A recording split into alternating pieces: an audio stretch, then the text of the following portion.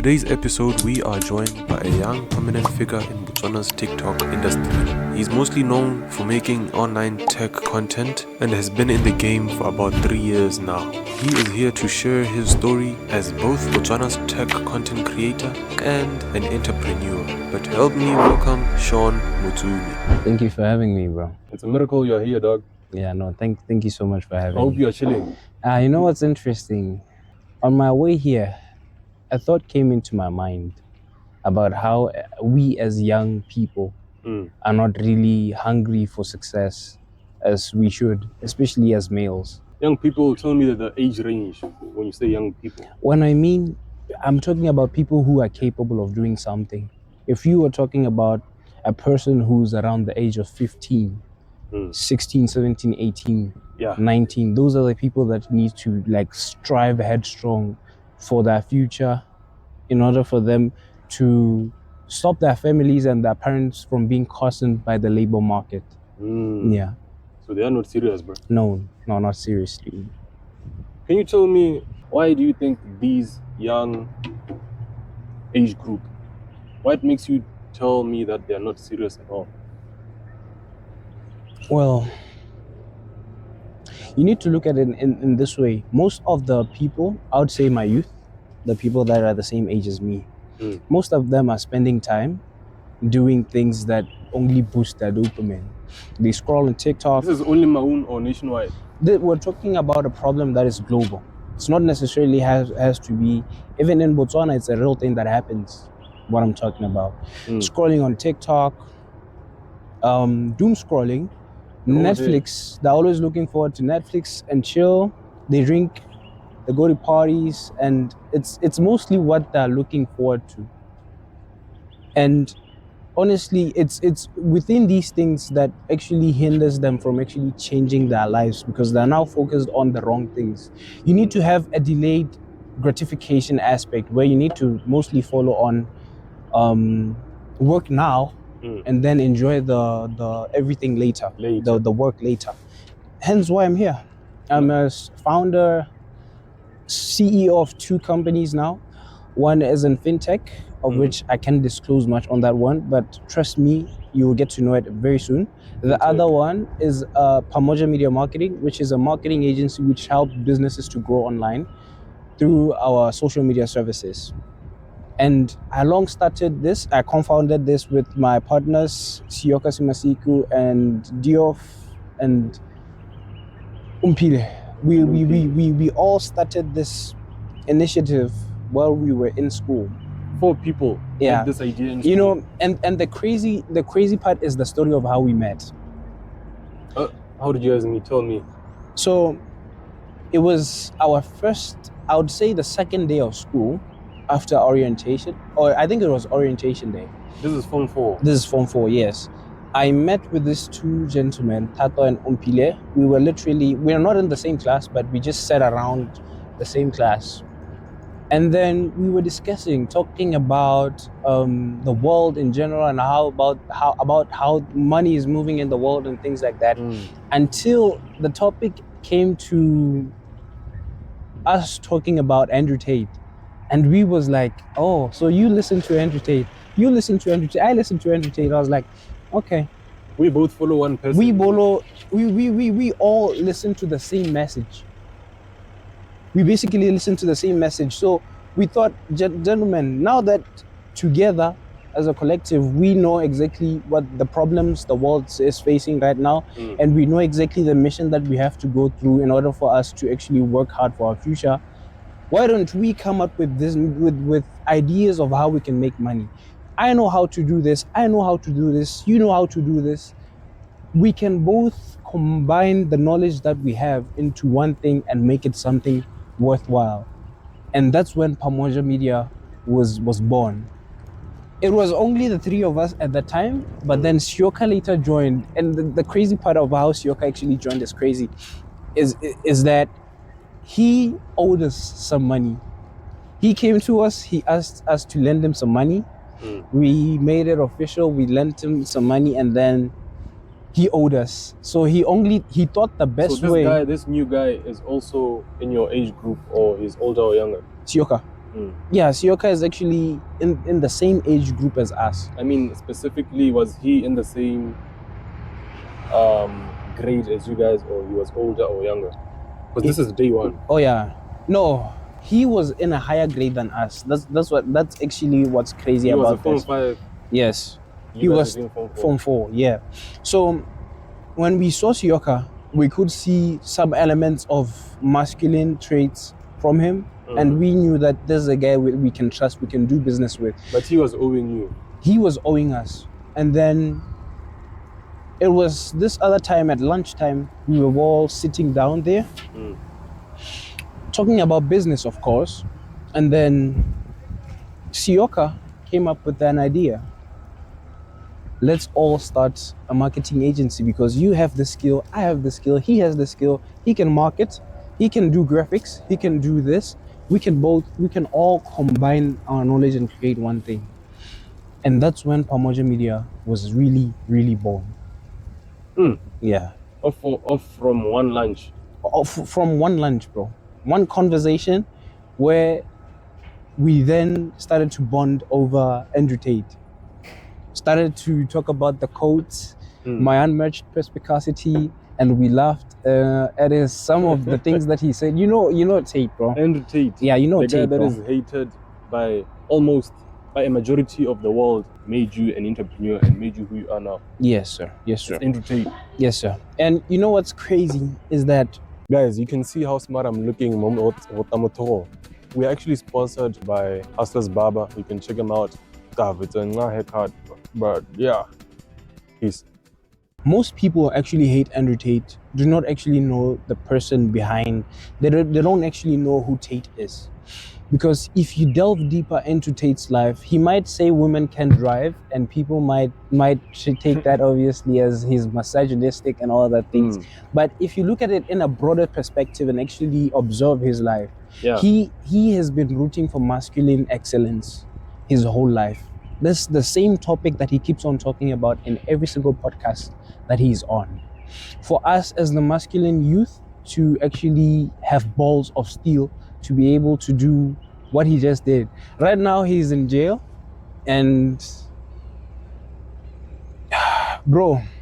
You spoke about Andrew Tate. Yeah.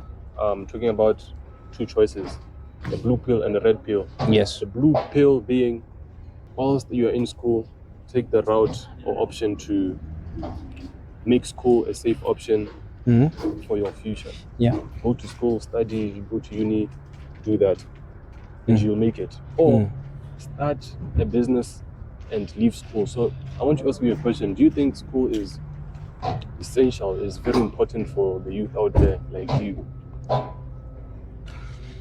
I'll tell you this. When it comes to school, education is very important. But modern education, the type of education that we have right now is very useless. Very, very useless. Okay. And the reason why I'm saying this is because if you look at the college professors that you go to, the people that teach you how to become a person of caliber, if you look at their life on its own, they don't drive cars that you would want to drive in future. They don't live in houses that you'd want to live in. Are you talking about teachers here? I'm talking about, if I wanted to become something, if I wanted to be a billionaire, I wanted to be a millionaire, why would I learn from someone who's not a millionaire?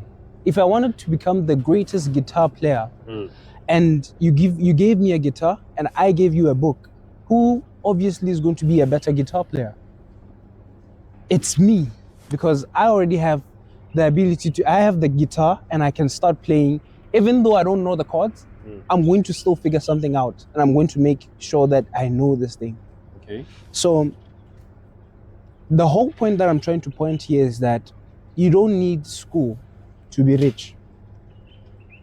Because out of 10, how much would you say the importance of subjects in school right now are for the youth? Like, give me out of 10 the importance of subjects we have in school. Their importance. I would say they're useless, bro. 0. I would personally say they're useless because Look at me. I'm self-taught. I run a social media marketing agency. I didn't learn anything from school. You know what's crazy? The end goal of us going to school and going through this process of actually going to school and doing all this thing is for us to later make money. Later make money. Yes. Okay. But why is the process of us making money not necessarily pointed to what we want to do in future? I want to become an entrepreneur, a serial entrepreneur, of which I am a serial entrepreneur. How is school? Why don't they in schools actually teach me from a young age, alright, this is how you make money. This is business. This is how you do business. This is how you do this, and actually tell you to start a business and actually scale it to that level of entrepreneurship that is. But tell me big. then, for these people going to universities now, and they do know what is needed in the real world, because they know that to use science and maths and moral studies and Setswana as a tool in their everyday life. Yeah. They know that most likely they won't use these subjects that they're being taught in school to make it in the real world. Yeah. But then tell me, why do you think they go to universities knowing the truth that school is not that important?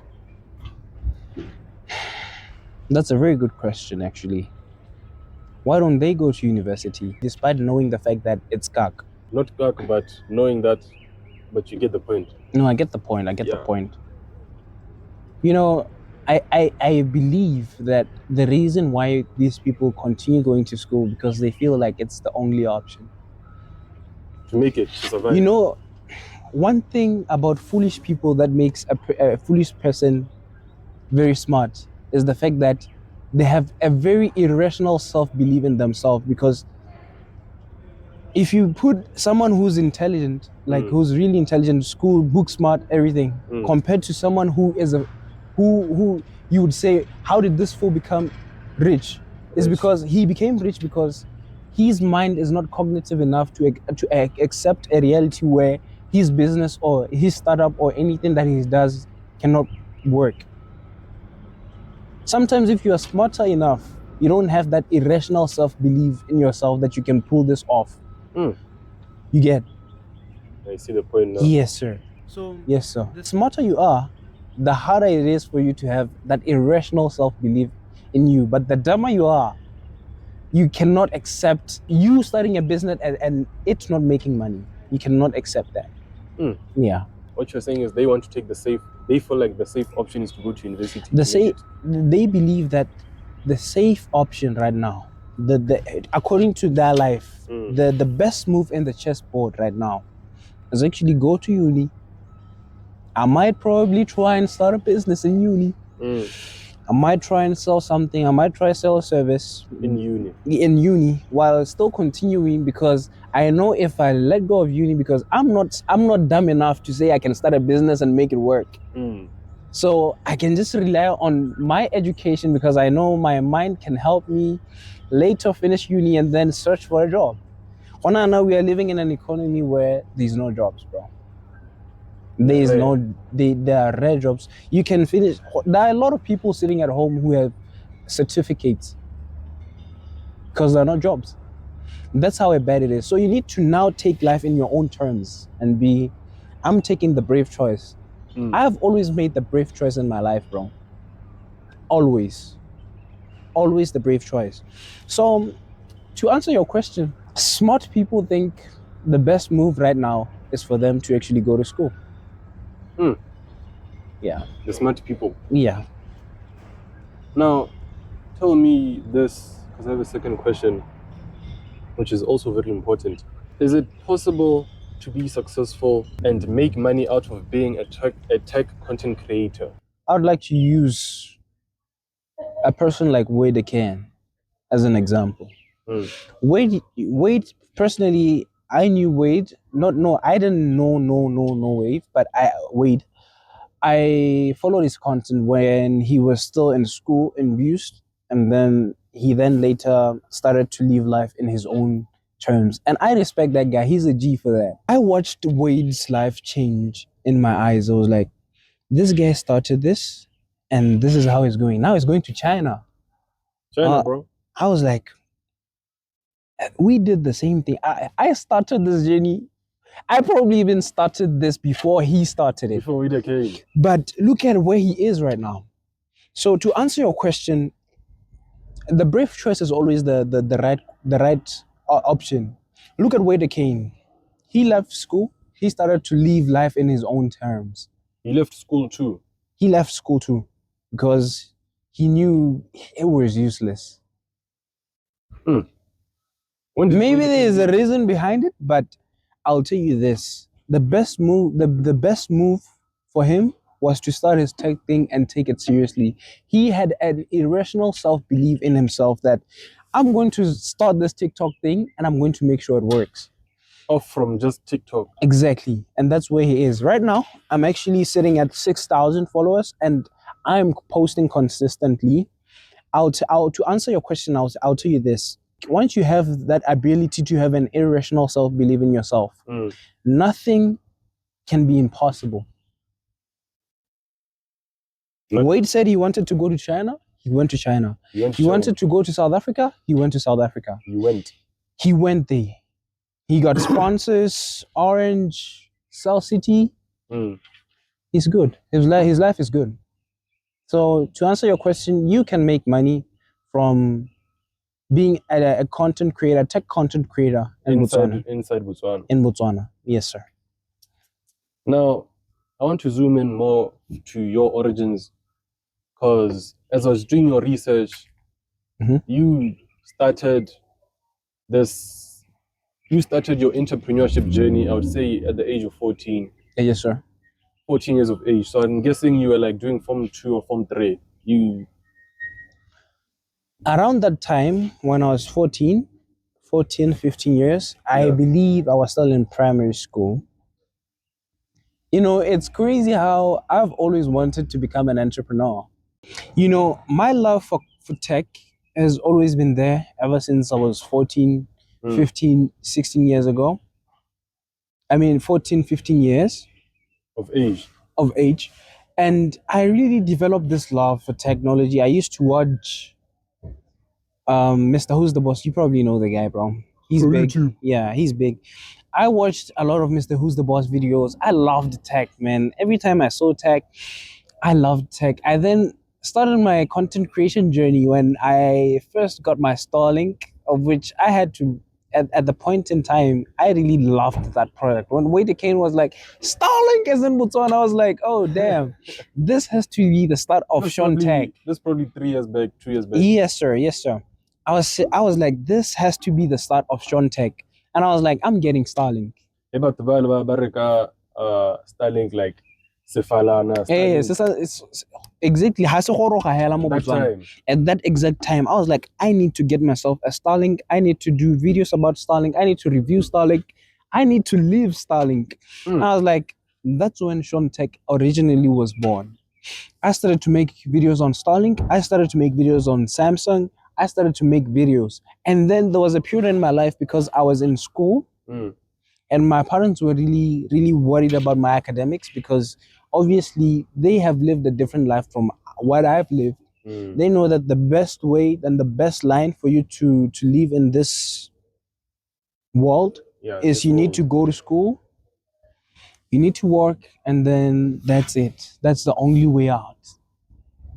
So I was dumb enough to think that I'm going to start this tech thing. I'm going to start my business. I'm going to be a serial entrepreneur and actually run this thing. So we had this conversation with my parents, and they were really worried about my future. And they were seeing you fail at the same time. Yes, sir. And it really hurt me because I knew what I wanted, and I know if I followed the path at which I wanted, I would provide them a very good life, provided they believe and trust in what I want to start. So I told them, education is important, but if you look at this modern education, this is how it's going. People have degrees, but they're sitting at home without work. So respectfully, I want to create life in my own terms. If you want me to be educated, I'm going to do my tech stuff. I'm going to do my business. I'm just going to invest in the knowledge that of the things that I'm currently doing. If it's business, I'm going to get knowledge in business. I'm going to get knowledge in leadership. I'm going to get knowledge around what I'm doing. That's how I'm going to grow. I'm going to grow around exactly what I'm doing. So respectfully, I'm going to do that. And I then now started to take life seriously with the boys that I told you. We started to do business. We started to work hard. You were going all in now. All in, locked in, striving headstrong to make sure that this journey of mine actually goes exactly where I want it to go. Now you logged in. So TikTok, I mean, you are mostly known on TikTok. Yes, sir. Why did you choose it as the main page, not YouTube and Facebook? You focused on YouTube. Why YouTube only? You know, when you look at TikTok, it's a platform at which most of the people in Botswana, most of the youth, most of the millennials, not really millennials, mostly but more Facebook and all these other ones. But if you look at the numbers of people that are on TikTok, is mainly the youth. So that's where my audience was. So I was like, since my audience is there, that's where I have to be. Okay, I'm gonna give you 5 simple questions, like just easy questions. What do you think? Okay, what do you think is which platforms do you think are the easiest to make it like easily blow up? Give me top 5 platforms from the easiest to the least easiest. At what to the hardest To trend. Yeah, to trend. I would say the easiest platform to trend right now has to be TikTok. TikTok. My only problem with TikTok is that there are certain limitations and filtering that goes on TikTok. Compared to Instagram, Instagram is a little bit like TikTok, but there is less censoring there. People can be uncensored more on Instagram than on TikTok, and their videos can be pushed. So what the Matrix does is that they throttle all the accounts that talk topics that are actually real and like about the world, and they push dumb stuff to the world. They keep people's brains because they understand that dopamine. They can mess around with the people's dopamine, so they just push content. TikTok wants people to spend time in their platform, so they're going to push educational stuff. They're going to push funny, engaging comedy stuff, but they're going to throttle those accounts that talk about real stuff that is happening in the world right now. So now tell me, TikTok is the first one. Yeah. Which one is the second one now? I would say Instagram. Instagram is the second easiest, yeah. Okay. And then from Instagram, I would go. I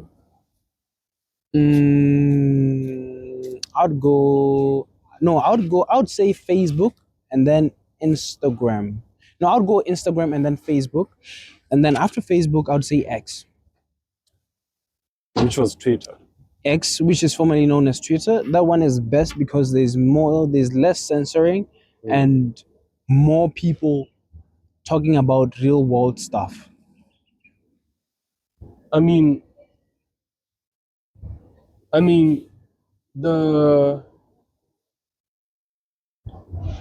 makes sense when you talk about Twitter. Yeah. But you know, there's a new wave of streaming, which is topping up, which is beating up for Facebook, Instagram. Like, I feel like most people nowadays, since streaming is blowing up, people are like going up to use Twitch and Kick. In Facebook. Yeah. Not Facebook, in Botswana. In Botswana, in general, yeah. So those ones are not in the top 5. I honestly haven't heard the reason why people would move to platforms like Kick and Twitch to actually stream from there. But most people are on YouTube, TikTok. They clip on YouTube, they clip on TikTok, they post long form, or they shoot live streams on YouTube. So I haven't actually understood the reason as to why a person would switch from YouTube to Kick or Twitch. Yeah. Okay. Now still in your origins and you getting into the entrepreneurship space. Yeah. Can you tell me what you first sold online? As a service. As in my entire life, the first thing that I first sold. Through online. I would have to think about that. My first business.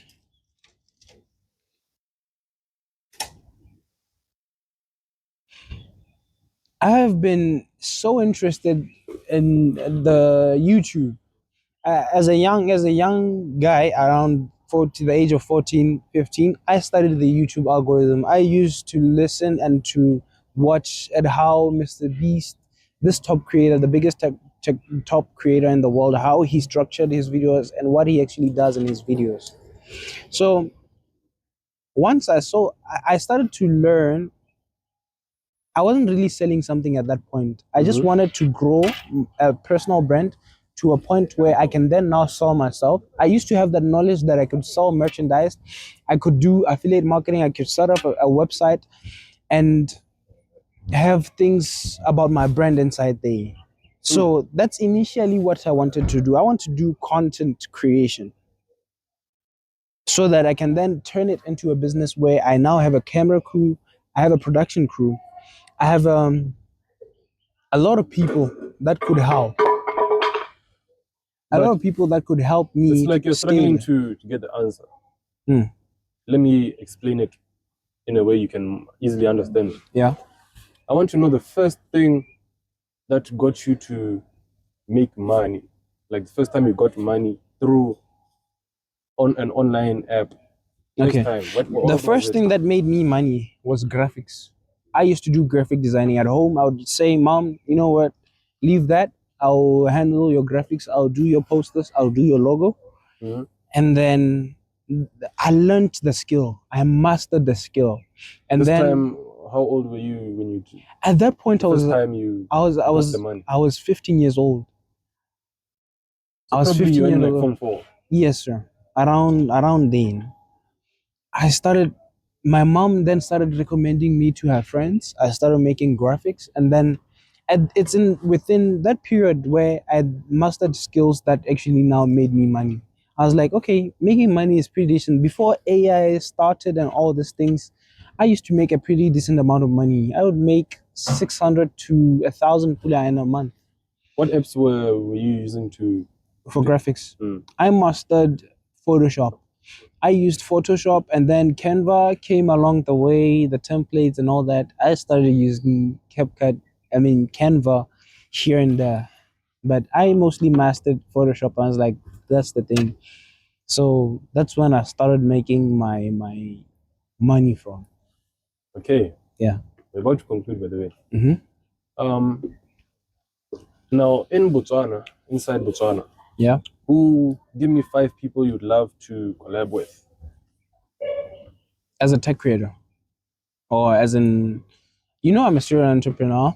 I'm a tech creator. As a tech content creator. As a tech content creator, I would honestly love to collaborate with, firstly, Can. You haven't collaborated with them? No, not yet. In Botswana. Yeah, I would love to collaborate with Can. I've collaborated with Trikid Tech. He's also a bit low-key tech creator in Botswana. Like what would you want to do with Wade when you say collab? I would want us to plan something that Botswana has not seen before. Maybe a very good series for long-form content, which we can clip and put it onto our short-form platforms. Something like a series of some sort. But I wouldn't say I had an idea in mind of what we could do with Can, but I wouldn't like to expose it right now. I would want people to wait and to see exactly what we have. The idea is there. I just need to be in contact with Wade, and we can make it happen. Number 2 is Trikid Tech. I've collabed with Trikid Tech. He's also an underrated upcoming tech creator. He sells PC. He builds PCs. He sells. So I was like, let me just come and see your setup, and then I'll tell people this is what this guy has. You see. What would you love to do with him? With Trikid. You know, it's funny that you asked me this. He recently contacted me and said, "Bro, we need to do another collab for a long form video." So I was like, "I'm down." So we are planning on creating content, reviewing stuff, reviewing PCs, building PCs, things like that. I wouldn't want to delve more on that because I want you guys to know that fire content is coming. Number 3, who Botswana do you want to collab with? Number 3. Botswana.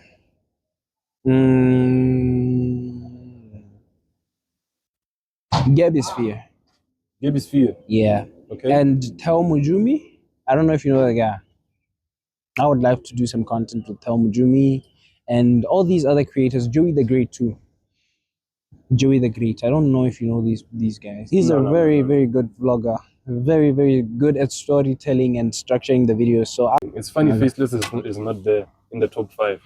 I would say I would love, like, bro, there are a lot of creators that I would personally love to have on my platform, and Faceless is actually one of those guys. But I haven't actually figured out what we could do with Faceless, but I'm pretty sure we can create some sick content. I'll tell you that. Yeah.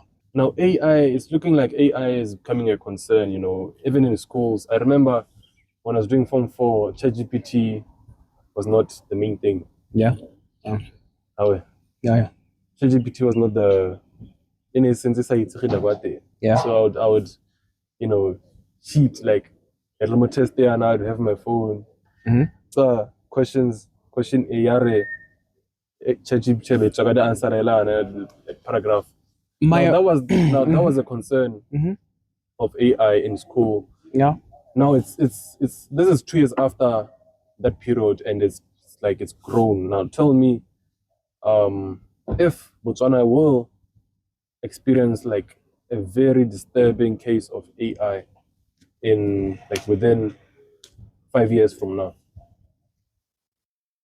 I would say my opinion on AI. Your question is, will Botswana experience a very devastating attack or like a movement from AI? A movement from AI. First of all, nowadays I would say my opinion is that AI is making a lot of people use their brains less. So it makes you dependent on it. When you have a problem, you go to AI. You tell it, AI, this is what is going on. It tells you the solution. So it makes people lazy to think. And people are making music off of AI. Not only that, bro. We now see AI ads, which those things piss me the flip off. Every time I see an AI ad, I have to swipe I don't take people serious who use AI in their business, because how do you expect me to trust you with me doing business with you while you're using AI? You're selling food and you're using AI to make AI ads, to make posters and all those things. So I believe we are actually having a pandemic right now with these AI ads and AI in general in Botswana. We have music, we have posters, we have a lot that is going on with AI. We have now videos that can actually impersonate a person and do certain stuff. So is AI doing more of a positive work, or is it doing more of a negative work inside Botswana? Looking at the current state of our economy, I wouldn't say choosing to make an AI flyer or a poster than actually supporting a Botswana who's a graphic designer who had to learn this skill. And I don't think it's a wise choice for you to do so. Looking at the current state of our economy, instead of supporting your brothers and your sisters who are doing graphics, you're going towards AI. So AI is doing more of the negative. I would say it's doing damage right now. Okay. Although I would say, if you are smart enough, this is the point in time, the best time ever, of which you can use AI. You can build AIs that tomorrow can be something that is really used in Botswana, which is currently something that we are doing in Pamoja. We are now transitioning from a manual digital marketing agency to an AI-powered digital marketing agency, which helps businesses grow. So you could start apps, you could start things around AI which are going to be used in future, because the way it seems is that AI is going to take most of people's occupations, and the only people that will be paid will be the people that manage the AIs. So at least learn a skill, learn how to manage AI. At least create your own AI that helps habit tracking, all those things. Yeah. Okay. An now, interesting thing that I heard about AI is that Jack O'Neill, Chick O'Neill. Jack Neal, he said that in this era of AI, he would start an app. GTA 6 is around the corner, is about to launch. He would start an app. He would prompt the AI to say, AI, create me a GTA 5 app, of which is going to talk about the latest news about GTA 5 and the latest. If you want to see anything latest about the news about GTA 5, GTA 6, then you would search up his app on Apple Store or on the Play Store, and it will be the first app to appear when you search GTA, and it will get a lot of people downloading it. So once now GTA 6 launches, you can then change that app, because once GTA 6 launches, when people search GTA on the App Store, it's going to actually pop up as the first app. Once that has actually been done and GTA 6 is launched, you can then transition it into a companion app, which guides you on the maps on GTA 6, which guides you on the missions and all the news about GTA, which would actually is now a business. You now get a team that actually updates and does all that stuff. So it shows you that with AI you can do something of magnitude with it, and this is the best ultimate time for you to start AI. Start using AI. Start using it for a better future for yourself and your family. Yeah. Now, just to conclude, our audiences, like for our audiences, maybe people like the youth, like we have more of the youth, and then when it comes to number two of people that watch our podcast, it's people like 23, 22 until 33, 35. Yeah. Then the old. What would you tell a person that wants to start making it in life, like start a business, but making that business using online, like making it only through online? What would you like to advise them and tell them? You know, what I'll tell you at home is that starting a business is not easy. First of all, I would like to say a quote which says, in the land of the blind, the one-eyed man is king, which is a very profound statement, because if you look at the average people in the world, when they get home from work or from school, they're not looking forward to doing a business or doing something that would actually create them substantial amounts of money, or like money for them to be able to survive and to grow a business of magnitude. Instead, they want to hop onto TikTok, they want to watch Netflix. So what this code says is that in the land of the blind, the one-eyed man is king. So if you look at the world currently, the truth is that most people are not willing to put in the work to get themselves out there. Netflix, TikTok, instead of actually building something. So if you worked an hour a day, that would put you in the top 1% of performance in the planet. So you just need to put in the work to get you somewhere. The secret to actually making it in business, I'll tell you this because I started an agency and it's somewhere right now. We're closing on to a year, if not two. No, a year of operation. And the secret was us not giving up on our business. There were points in our business, we spent a whole 8 months without a client. We offered help to businesses. We were like, let's do your marketing, and instead we'll build a name for ourselves. So we started a business, and the only thing that kept us going was the fact that we want a good life for ourselves. So it's within the consistency and you actually wanting that success that's going to make you successful.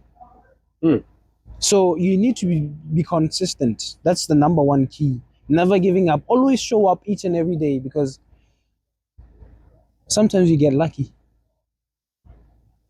Sometimes you do get lucky. So you don't want to miss a lucky day. So you just keep on showing up every single day. So I'll tell you, work hard. Find a business, find something that you want to start. Make sure that you're grounded and you lock the flip in. And you lock in and make it happen. I'll tell you that. We'd love to see you again in the podcast. I mean, Absolutely, we're going to bro. see you with beers the next time you're here. Absolutely, bro. Full on beers, bro. Yeah, I'll be a G. I'm little G right now. I'll be top G, bro. So thank you for being in our podcast. You know what I'm saying? Thank you so much for having me, bro. To our audience, we hope that you had what Shaun was saying with his advice and things like that. We hope you will take action and execute to change your lives. Yeah. It's been an amazing episode. Thank you so much, sir. See you next time, bro. Sure.